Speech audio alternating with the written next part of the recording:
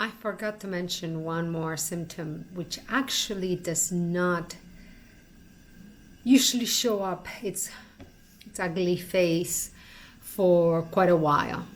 And that's the symptom of incontinence. Can you tell I'm getting tired? And unfortunately, although one can suffer from both incontinences,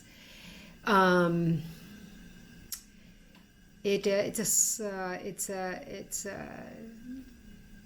not the usual incontinence that an elderly woman uses diapers for. So be aware that this is another issue that as years progress, if your pseudotumor does not go into remission, as pseudotumor, there is no cure for pseudotumor. Pseudotumor may go in remission, which is the hope, and it can go into remission for good, or it can sort of go to sleep and then come back, as it has happened to me. When it returns, one of the issues is that you may develop incontinence, and it may happen in both ways.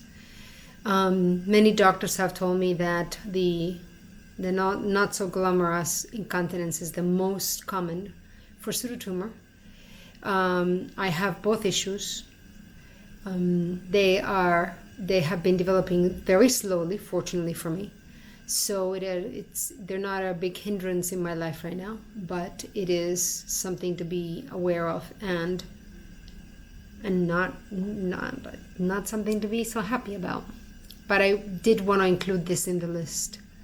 Just please be aware that, as I was explained by a doctor, your brain is being squished by fluid, which means that basically any neurological symptom is up for grabs. And I'll give you another example. For example, when I'm in the shower and my husband is helping me, I feel the water on my body except for certain parts. I have no particular brain damage, but for some reason my body doesn't. And yet when I'm out of the shower, there's one particular part on my right ankle where I feel several times a day, at least 5 or 6 times, that there's water falling on it, there's water dripping on it. And I go to wipe it out, and there is no water there. My pants are on and nothing is getting wet. So my brain, there's what I call a neurological short circuit. Something is short circuiting it because of the high pressure. So be aware that you may go to a doctor and say, I have this symptom. It must be because of this. And the doctor will say, that's not a symptom of pseudotumor. Well, it's not a typical known symptom, but you may be experiencing it, and it may be temporary because you have high pressure and your body is exhibiting sort of like a temporary manifestation of feeling the pressure, the liquid being pressured, the brain being pressured by the liquid, the fluid. And as you can tell, I'm getting quite tired and I'm having a hard time putting ideas together, so I am going to go.